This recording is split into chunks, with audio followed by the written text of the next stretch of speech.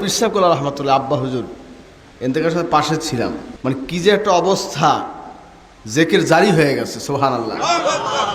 জেকের হচ্ছে, ফজরের সময় যেমন জেকের তালিম দিতে ওরকম জেকের হইতেছে, এবং মানে এমন একটা অবস্থা, আল্লাহর জান্নাত তাকাই তাকাই দেখতে আছে, মিড়ি হাসে, সুবহানাল্লাহ। আমরা সবাই কান দিয়ে আর হুজুরে হাসে, বলেন না সুবহান। হাজরিন, নেককারদের মৌত এরকমই হয়, তার তারিখও বলতে পারে। হযরত পীর সাহেব রহমতুল্লাহ আলাইহি বাংলা 2রা শ্রাবণ ইন্তেকাল করছে, 2 শ্রাবণ।